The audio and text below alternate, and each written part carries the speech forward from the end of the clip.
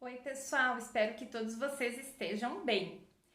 Hoje nós vamos começar a abordar um assunto que é um tanto quanto extenso, por isso eu vou dividi-lo em mais aulas.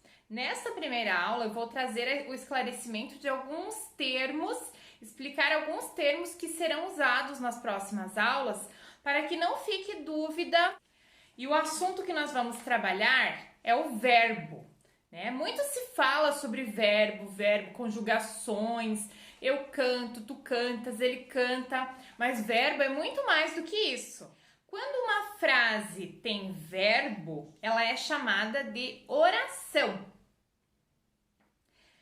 E quais são as funções do verbo? Muitas vezes se atribui apenas a ideia de que o verbo corresponde a uma ação, mas não é só uma ação. Vamos ver quais são as funções que o verbo tem. O verbo pode ter a função de ação, que é a ideia que a maioria das pessoas tem, então correr, cantar, sorrir, pular, tudo que representa movimento. Então, por exemplo, eu canto, eu danço, ele pula. Estado, então ele pode, por exemplo, corresponder ao estado, à situação de alguém ou de alguma coisa. Então, por exemplo, a menina está feliz, da ideia de como ela está hoje. E também temos os verbos com a função de indicar fenômenos da natureza, como, por exemplo, chover, nevar, trovejar. Esses verbos não são conjugáveis, ou seja, eu não vou usar as pessoas, os pronomes para conjugar. Não vou dizer ele choveu, ela nevou. Esses verbos são chamados impessoais, eles não são conjugáveis. Quando se fala em verbo, se fala em modo. Modo indicativo, modo subjuntivo e modo imperativo. São os três modos verbais. O modo indicativo dá a ideia de certeza, então são ações, são situações que realmente se concretizam. Então, por exemplo, ela estudou. Já no modo subjuntivo, eu não vou ter certeza, vou ter sempre uma ideia de dúvida.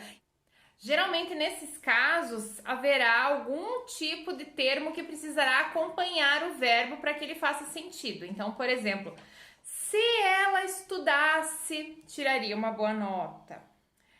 Quando ela estudar, conseguirá passar no concurso. Então, eu não tenho certeza, eu apenas estou colocando uma possibilidade. Já o imperativo dá a ideia de ordem, de sugestão, de pedido. Nós estudamos recentemente as propagandas e o modo imperativo é bem comum nas propagandas. Compre, experimente, conheça. Quando nós falamos em verbo, também não podemos esquecer de falar nas conjugações. Nós temos os verbos da primeira conjugação, que são aqueles terminados em ar, como andar, falar, pular.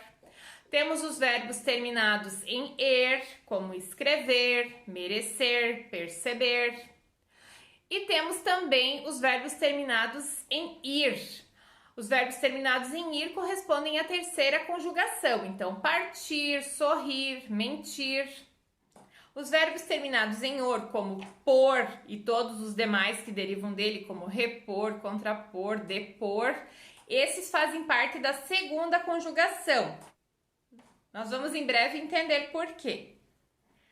Os verbos também sofrem flexão. Quando nós falamos aqui em flexão, estamos falando de número, quer dizer singular e plural, e também de pessoa. Então, se eu vou falar, por exemplo, o verbo cantar, eu canto, tu cantas, ele canta, nós cantamos.